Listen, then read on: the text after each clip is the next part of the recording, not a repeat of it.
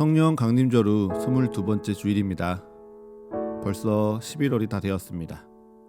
이제 2022년도가 8번의 주일을 지나고 나면 끝이 나게 되는데요. 한 해 동안 예배하시면서 지난날의 시간들을 돌아보실 때 여러분의 삶과 신앙은 어떻게 느껴지십니까? 갑작스럽게 이 질문을 드리는 건 성서일가에 따른 2022년도의 교회력이 올 11월이면 끝이 나기 때문입니다. 세상은 모두가 2023년 1월 1일을 새해로 맞이하지만 2022년의 교회력은 11월 셋째 주를 왕이신 그리스도 주일이자 추수감사주일로 끝을 맺고 11월 넷째 주 2023년의 교회력이 새롭게 시작을 하게 됩니다. 그래서 교회력을 기준으로 한다면 2022년은 8주가 아니라 3주가 남은 거죠. 느낌이 많이 다르시죠? 우리가 2023년을 계획하는 것이라면 조금 더 여유를 두고 고민할 수 있을 것 같습니다. 그런데 그렇게 12월 한 달간을 올해를 마무리하고 또 내년을 준비하는 시간들로 채우다 보면요, 정작 내 신앙의 여정은 어땠는지, 무엇이 남겨졌고 무엇을 돌아봐야 하는지 그 시간들이 부족해지는 것 같습니다. 그런 의미에서 우리에게 남겨진 이 3주가 각자의 삶과 믿음에 무엇이 남겨졌고 또 무엇이 변화되었는지 그것을 돌아보고 기억하는 시간이 되었으면 좋겠습니다. 그래서 우리가 함께 읽으며 하나님의 말씀을 듣고자 하는 이 교회력과 성서일가의 의미가 여러분들에게 조금 더 진하고 선명하게 남겨졌으면 좋겠고요. 또 무엇보다 우리에게 남겨진 이 3번의 예배가 여러분들에게 더욱 분명한 의미로 다가갔으면 좋겠습니다. 그 소망을 담아 오늘 하나님의 말씀을 여러분에게 나누고자 합니다. 오늘 욥은 이렇게 말합니다. 나의 말이 곧 기록되었으면, 책에 씌어졌으면, 철필과 납으로 영원히 돌에 새겨졌으면 좋겠노라. 욥은 자신의 말들이 어떻게 해서든지 영원히 보존되기를 바라고 있습니다. 그리고 이를 통해 지금 그의 답답한 심정이 후대에 다시 한번 평가받기를 바라고 있죠. 이렇게 답답해하며 자신의 심정을 토로하는 욥은 어떤 사람이었을까요? 욥기 1장 1절은 이렇게 욥을 설명합니다. 우스 땅에 욥이라 불리는 사람이 있었는데 그 사람은 온전하고 정직하여 하나님을 경외하며 악에서 떠난 자더라. 아멘. 온전하고 정직한 자, 하나님을 경외하고 악에서 떠난 자. 이러한 성경의 기록에 따르면 욥은 분명하게 선한 자였습니다. 그처럼 선한 욥에게 그리고 시험이 찾아오죠. 욥의 자녀들이 한날 한시에 모두 목숨을 잃어버립니다. 그의 재산 또한 그날 모두 빼앗기고요. 그것도 모자라서 그의 정수리에서 발바닥까지 종기가 나고 온몸이 간지러움으로 고통받습니다. 이러한 욥의 소식을 전해들은 그의 친구들, 대만 사람 엘리바스, 수아 사람 빌닷, 나아만 사람 소발이 욥을 위로하기 위해 그를 먼 곳에서 찾아옵니다. 그리고 욥을 먼발치에서 보자마자 이들은 일제히 소리를 지르며 울고 각각 자기의 겉옷을 찢습니다. 하늘을 향하여 티끌을 날려 머리에 뿌리면서 밤낮 7일 동안 그와 함께 슬퍼하죠. 그런 친구들의 애도에 욥은 아내에게도 굳건히 참아왔던 자신의 신세에 대한 한탄을 그들 앞에 처음으로 토로합니다. 그런데 그 후로 친구들의 태도가 달라졌습니다. 분명 욥과 함께 소리내어 울면서 겉옷을 찢고 죄를 뒤집어 쓰며 함께 괴로워하고 함께 애도하던 이 세 친구가 욥에게 한마디씩 훈수를 건넵니다.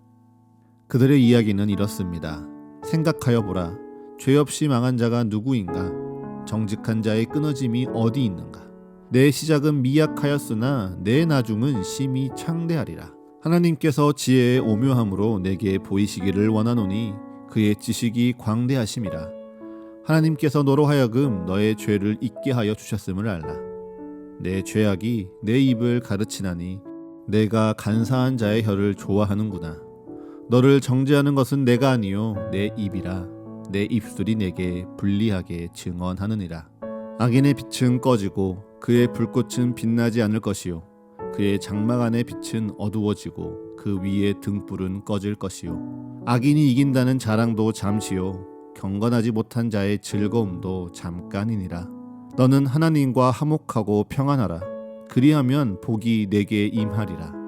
하나님 앞에서 사람이 어찌 의롭다 하며 여자에게서 난 자가 어찌 깨끗하다 하랴. 새 친구의 이야기를 종합해보면 이렇습니다. 하나님께서는 그의 말씀에 순종하며 지키는 의인에게는 복을 주시지만 그의 뜻을 따르지 않는 악인에게는 심판과 저주를 주신다. 그런데 지금 욥, 너는 어떠한가? 내가 고통받고 있다. 이는 내가 하나님 앞에 죄를 지었기 때문이다. 그러니 지금 너는 당장 회개해야 한다. 너의 죄 없음을 따지지 말고 너의 죄를 고백하며 하나님 앞에 회개하라. 그런데 욥기 1장 1절에서 성경은 욥을 무엇이라고 기록하였습니까? 온전하고 정직한 자, 하나님을 경외하고 악에서 떠난 자라고 선언하였습니다.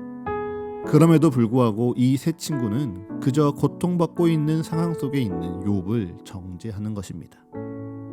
욥이 해를 당하는 이유가 그의 죄로 인함이라 그를 책망하며 회개하라고 강권하죠. 자신들이 알고 있는 하나님, 자신들이 지키고 있는 이 의로움을 기준으로 욥을 가르치려고 합니다. 하지만 이는 이 세 친구들이 하나님에 대해서 완전히 잘못 알고 있는 것이죠. 분명 하나님의 말씀에는 관선징악과 같은 모습이 있습니다. 주의 말씀에 순종하고 뜻을 지키는 의인들에게는 복을 약속하시고 말씀을 거부하며 죄를 행하는 악인들에게는 심판과 저주를 선포하셨습니다. 그런데 성경에는 언제 어떻게 그 복과 화가 이루어질 것이라고 약속하진 않으셨죠. 그래서 많은 사람들이 생각합니다. 이 땅에서 나의 일이 잘 되고 내가 복을 받으면 하나님 앞에서 의인이라고 말이죠. 반대로 내 삶이 고난과 어려움을 맞이하면 무엇인가 하나님 앞에 내 인생의 죄가 있기에 그것을 들춰내고 회개하려 합니다. 하지만 욥기는요, 이 도식이 옳지 않음을 분명하게 드러내고 있습니다. 하나님께서는 의인에게 축복을, 악인에게 심판을 예비하신 것은 분명 맞습니다. 그렇기에 이 땅의 삶 가운데 고난과 어려움을 맞이하면 그가 모두 악인이라는 뜻일까요? 반대로 삶 속에서 축복을 받고 부유하게 되면 그들이 모두 의인이라는 뜻일까요? 아닙니다. 의인이지만요, 고난을 받는 이가 있고 악인이지만 흥황하는 이가 분명히 있습니다. 그 가운데 우리는 하나님이 어찌하여 이렇게 하시는지 그 이유와 뜻을 다 알 수 없지요. 다만 그 모든 축복과 고난 앞에서 우리는 입술을 지키고 나를 향하여 사랑을 거두지 않으시는 하나님을 굳게 믿을 뿐입니다. 어려움에 처했을 때 슬퍼하는 것이 우리의 일이고요. 흥황한 가운데 자만하여 하나님을 잊지 않으며 오히려 하나님의 사랑을 더욱더 찬양하는 것, 그것이 이 땅 가운데 우리가 살아내야 될 삶인 것이죠. 그런데 욥의 세 친구는 어떠했습니까? 그들은 욥의 고난에 더 이상 슬퍼하지 않았습니다. 욥을 향하여 변치 않는 하나님의 사랑을 선포하여 주고 욥과 함께 아파하고 기도하기보다 그의 고난을 통하여 자신들의 의로움을 확인했고 자신들이 기준 삼는 의로움을 욥에게 가르치려고 했습니다. 오늘 누가복음에 등장하는 사두개인들도요, 마찬가지입니다. 사두개인들은 스스로 다윗의 제사장 사독의 후예라 자처하는 자들이었죠. 그들은 모세의 율법만을 인정하며 부활과 천사, 영을 인정하지 않았습니다.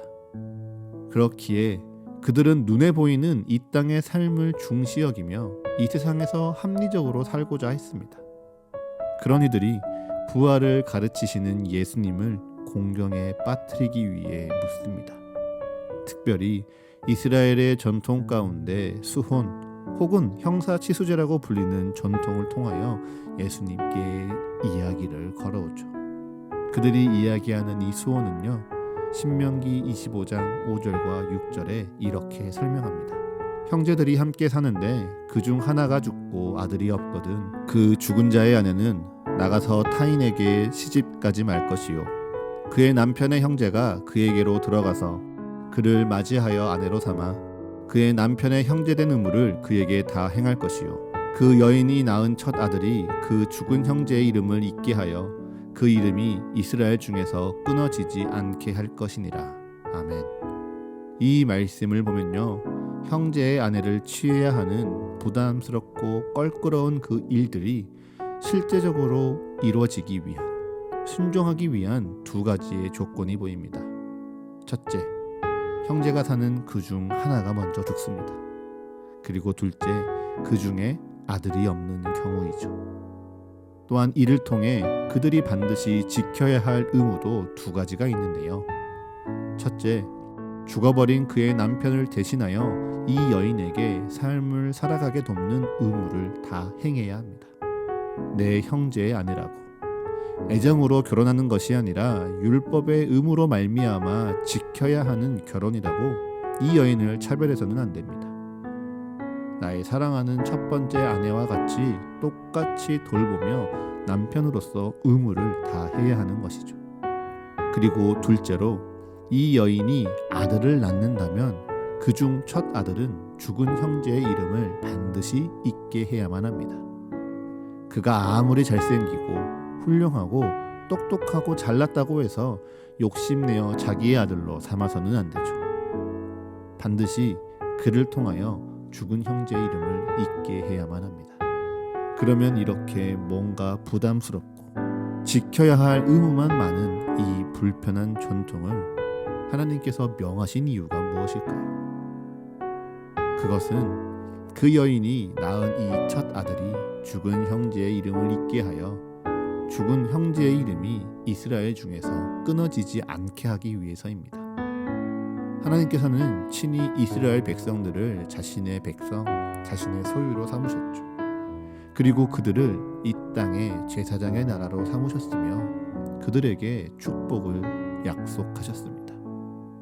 그런데 이 약속과 축복이 안타까운 죽음으로 말미암아 하나님 앞에서 끊어지지 않게 하기 위해 하나님은 어려운 율법을 통하여서 그리고 부담스러운 의무를 통하여서 이를 지키고자 하신 것이죠.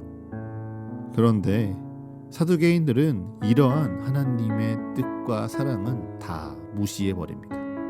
그저 부담스럽고 난처한 이 상황을 이용하고 싶어 할 뿐이죠. 그래서 이를 통해 자신들의 지식을 뽐내고 예수님의 부활을 반박하며 예수님을 난처하게 하고 싶었을 뿐입니다. 그렇기에 그들은 묻습니다. 만일 마지가 아내를 취하였다가 자식이 없이 죽고 그 둘째와 셋째가 그를 취하였다가 모두 자식이 없이 죽었으며 넷째와 다섯째와 여섯째 그리고 일곱째 모두 그처럼 죽게 되었을 때 부활이 있다면 그 중에 이 여자는 누구의 아내가 되겠습니까? 당신이 말하는 그 부활이 정말 있다면 이런 곤란한 상황을 어떻게 해결하시겠습니까? 지혜가 있다면 설명해 보시죠. 그렇게 그들은 예수님이 난처해지길 기다립니다. 이러한 모습을요, 어떠한 신학자들은 사두개인들이 서로 낄낄거리고 있다라고 표현하기도 합니다. 이 상황을 상상해 보았습니다. 예수님 앞에 난처한 질문을 던지고 낄낄거리고 있는 사람들. 그러자 예전에 유튜브에서 보았던 한 영상이 떠올랐습니다. 그것은 이단으로 불리는 한 종교 집단과의 교리 대결이라는 제목의 영상이었는데요. 그 영상의 주인공은 의도적으로 이단의 성도에게 논쟁거리를 질문하였습니다. 그러면서 성경의 구절, 기독교의 교리와 신학을 통하여서 매우 공격적으로 대화를 이어가죠. 그리고 이런 대화의 모습을요, 아주 몰래 촬영합니다. 촬영이 다 끝이 난 후 그들은 이렇게 서로 이야기하죠. 내가 너무 교리와 신학에 자신 있는 나머지 그의 유도 질문에 넘어갔어. 그래서 상대를 완벽하게 박살내지 못해서 너무 아쉽다며 서로 낄낄거리며 자평합니다. 다행스럽게도요, 그 영상은 지금은 찾아볼 수 없습니다. 그렇다고 해도 제 마음에 찜찜한 마음이 다 사라지지는 않더라고요. 왜 그럴까요? 그것은 그들의 대화 속에 길을 잃어버린 자에게 전할 하나님에 대한 지식이 있었을지는 모르나 길을 잃어버린 자를 향한 하나님의 사랑이 느껴지지 않았기 때문입니다. 성경이 다른 사람을 꺾고 박살내기 위해 존재하는 것입니까? 하나님을 올바르게 이해하고자 하는 이 교리와 신학이 상대가 틀렸음을 드러내고 증명하기 위해 존재하는 것일까요? 분명 아닙니다. 성경을 깊이 이해하고 내가 교리와 신학에 대해서 이해할 수 있는 것은요, 분명 하나님의 은혜이며 축복입니다.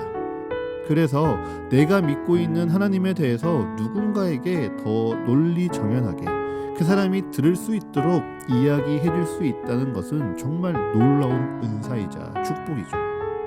그런데 그들은요, 그 은사와 축복으로 자신이 누리고 깨닫게 된 은혜를 사랑으로 다가가지 않았습니다. 오히려 자신을 뽐내며 지식을 자랑하기 위해 사용하고 있었던 것이죠. 그들만이 그럴까요? 아니요. 많은 이들이요, 많은 교회들이 그러하고 있습니다. 세상이 점점 더 양극화되어 가면서요, 내가 아는 것만이 최고의 선이고 내가 지키는 것이 절대적인 가치라고 믿고 살아갑니다. 그러면서 자신의 생각, 자신이 지켜야 되는 가치와 행동 기준을 받아들이지 못하는 이들에 대해서 적대감을 감추지 않는 것이 우리의 일상이 되어가고 있죠. 교회에서도요, 그러한 가르침과 주장들이 점점 더 빈번해집니다. 지금껏 가르쳐온 교회의 전통과는 다른 색다른 주장, 교회와 논쟁을 일으키는 사회적인 이슈를 선점하면서요, 그 표현들이 점점 더 자극적이어야만 주목을 끌게 됩니다. 교회 안의 지적인 수준이 높아지면서 하나님에 대한 지식이 점점 더 높아져 갈수록 하나님에 대해서, 그리고 교회의 이상에 대하여서 말하고 주장하는 것은 쉬워졌지만요, 하나님으로부터 시작된 사랑을 지키는 것은 점점 더 메말라만 갑니다. 그렇게 그리스도의 사랑이 없으면서 자신이 믿고 따르며 지키는 가치들로 세상을 자꾸 구분하려고 합니다. 마치 예수를 믿으면 천국, 믿지 않으면 지옥과 같은 분명한 기준을 내 모든 삶의 영역에, 그리고 신비로운 믿음의 영역 가운데 적용시키며 모든 사람들에게 다 이와 같이 살아야 된다라며 자극시키고 선동하려 하죠. 심지어 세상의 정치와 경제, 이해 논리에 따라서요, 하나님의 뜻은 이것이다 주장하며 그것을 따르지 않는 이들이 사탄이라고 소리치기도 합니다. 내가 믿는 것, 내가 지키고자 하는 그것이 아니라면 모두 잘못되었다라고 배타적으로 변해가는 것입니다. 그런데 더 서글픈 것은요, 이처럼 사랑 없는 교회의 모습을 세상이 낄낄대며 조롱하고 있다는 사실입니다. 세상도 이미 옛 성경을 알고 있습니다. 많은 사람들이 예수님에 대해 들어보았고요, 예수님께서 무슨 말씀을 하시며 교회가 무엇을 해야 하는 곳인지 다 알고 있습니다. 그런 이들이 말씀대로 살아가지 못하는 교회, 사랑을 실천하지 않는 이 교회를 조롱합니다.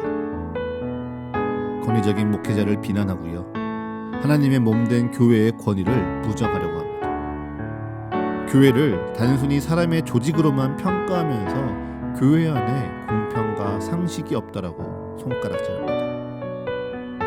이 땅의 삶이 하나님께서 주시는 것이기에 그에게 드리는 우리의 11조와 헌금과 그리고 내 삶의 헌신을 이 땅의 가치와 재물로서만 계산하며 불의한 교회를 위해 내 삶을, 너의 재물을 바치는 것이 미련하고 의미 없다라고 일축합니다. 무엇보다 이 세상에 죄가 가득하고 의인이 핍박받으며 악인이 득세함에도 불구하고 침묵하시며 잠잠히 기다리시는 이 하나님이 어디에 있는지 증명해보라 요구하며 이 땅에 닥친 슬픔을 다 막지 않고 내버려 두시는 하나님을 부정하려고만 합니다. 그리고는 그렇게 허물어뜨려버린 교회와 하나님의 자리에 슬며시 세상에 들어와 하나님의 행세를 하죠. 하나님의 자리에 사람이 들어가 숭배받으려고 하고요, 무너뜨려버린 교회의 권위와 교회의 지혜와 영성을 모두 베껴가서 이것이 이 세상의 지혜요 능력이며 권세라고 말합니다. 이러한 모습이요 우리가 맞이하고 있는 이 시대 삶의 자리입니다. 그렇다면 이 시대에 여러분은 어떻게 살아가시겠습니까? 특별히 서가 교회를 꿈꾸며 소망하는, 그래서 기도로 준비하는 여러분은 어떻게 살아가시겠습니까? 데살로니가 후서 2장 1절과 2절의 말씀입니다. 형제들아, 우리가 너희에게 구하는 것은 우리 주 예수 그리스도의 강림하심과 우리가 그 앞에 모임에 관하여 영어로나 또는 말로나 또는 우리에게 받았다 하는 편지로나 주의 날이 이르렀다고 해서 쉽게 마음이 흔들리거나 두려워하거나 하지 말아야 한다는 것이라. 아멘. 성경은 분명하게 이야기합니다. 너희가 어려울 때일수록, 주의 날이 이른 것처럼 불안하고 두려운 때일수록 더 쉽게 마음이 흔들리거나 두려워하지 말아야 한다고 말입니다. 그리고 그러한 때일수록 교회를 소망하며 기도하는 이로써 다른 사람의 마음을 흔들거나 두렵게 하지 말고 오히려 하나님의 말씀 가운데 굳건하게 살아가도록 도우라고 말씀하십니다. 여러분, 이 시대의 주님의 뜻은요, 자신의 신앙을 잣대로 타인의 삶과 타인의 신앙을 재단하고 가르치며 우쭐대는 것이 아닙니다. 오히려 그리스도의 사랑을 알아가게 하고 함께 견디어내주는 것이죠. 또한 이 시대의 주님의 뜻은요, 자신이 아는 것으로 신앙의 높고 낮음의 기준을 정하고 타인의 신앙이 가볍다, 무지하다, 조롱하고 낄낄거리는 것이 아니라 그를 용납하고 존중하며 그의 삶을 통하여 주의 풍성한 은혜를 알아가는 것이 바로 주님의 소망입니다. 그리고 이 세상을 하염없이 두려워하거나 악하다 거부하는 것이 아니라 그리스도의 사랑으로 세상을 변화시키기 위해 이 세상에서 몸부림치며 애쓰고 살아가는 것, 그것이 이 시대를 살아가는 우리에게 주신 주님의 사명입니다. 그러기 위하여 하나님께서는 우리를 특별히 부르셨습니다. 이 시대 속에 새로운 길을 찾아 나서는 이 서가교회를 함께 꿈꾸는 이들로 주님께서 사랑하시는 여러분들을 특별히 택하시사 성령의 거룩하게 하심과 진리를 믿음으로 구원을 받게 하시며 복음으로 말미암아 여러분을 부르고 또한 세우셨습니다. 이러한 때에 여러분, 이 말씀을 기억하십시오. 데살로니가 후서 2장 15절부터 17절의 말씀입니다. 그러므로 형제들아, 굳건하게 서서 말로나 우리의 편지로 가르침을 받은 전통을 지키라. 우리 주 예수 그리스도와 우리를 사랑하시고 영원한 위로와 좋은 소망을 은혜로 주신 하나님 우리 아버지께서 너희 마음을 위로하시고 모든 선한 일과 말에 굳건하게 하시기를 원하노라. 아멘. 여러분, 굳건하게 선다라는 이 말씀을 묵상하시면서요, 여러분은 가만히 버텨내고 있는 것을 생각하실 수도 있습니다. 내가 알고, 내가 믿고, 내가 따르는 주님의 뜻을 꼭 붙들면서 움직이지 않으려고 애쓰는 모습을 상상하는 것이죠. 그런데 자연을 한번 돌아보십시오. 살아있는데 움직이지 않는 것은 아무것도 없습니다. 물 위에 우아하게 떠있는 백조는요, 그 자리를 지키기 위해 보이지 않는 발길질을 멈추지 않고 있고요. 흐르는 시냇가에 그저 잠잠히 멈춰 있어 보이는 물고기 또한 그 물살에 떠내려가지 않기 위해 끊임없이 몸을 흔들고 있습니다. 심지어 겨울이 되면 모든 잎사귀를 다 떨어뜨리고 더 이상 생명을 바라지 않을 것 같은 이 죽은 듯한 나무들도요, 보이지 않는 곳에서 이 추위를 이기고 따뜻한 봄을 맞이할 그 힘과 생명을 채우기 위해 몸부림치고 있습니다. 사랑하는 사과교회의 성도 여러분, 이것이 바로 굳건하게 서서 믿음을 지키는 성도가 택해야 할 내 삶의 자세입니다. 그저 막연하게 나는 믿고 있고, 막연하게 나는 예배하고 있고, 막연하게 나는 기도하고 있다 여기며 살아가는 것이 아닙니다. 그렇게 해서 내가 알게 된 지식 하나, 내가 겪은 은혜 하나 붙들고 겨우 살아가는 게 아닙니다. 하나님을 믿는다면, 하나님의 사랑이 내게 있다면 그 믿음을 가지고, 그 사랑을 가지고 세상으로 나아가 그 속에 떠내려가지 않고 거짓된 속삭임에 휩쓸리지 않기 위해 몸부림치는 것. 그래서 내가 정말 무엇을 믿고 무엇을 알며 무엇을 따르고 있는지 이 세상 속에서 내 눈으로 확인하고 감사하는 것, 그것이 바로 굳건하게 서서 주의 가르침을 따르는 이의 삶입니다.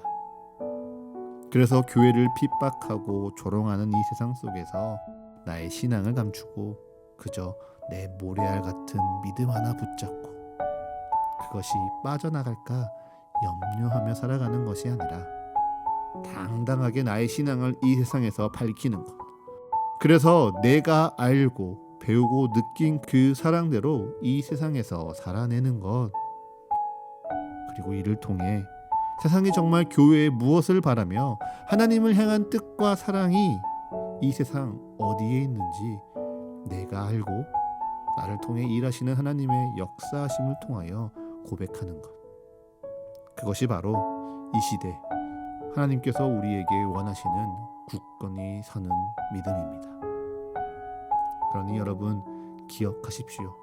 오직 죽음만이 움직이지 않습니다. 생명은 반드시 움직이고 몸부림치며 애쓰고 변화하며 살아갑니다. 여러분 안에 주께서 주신 참 생명이 있음을 믿으십니까?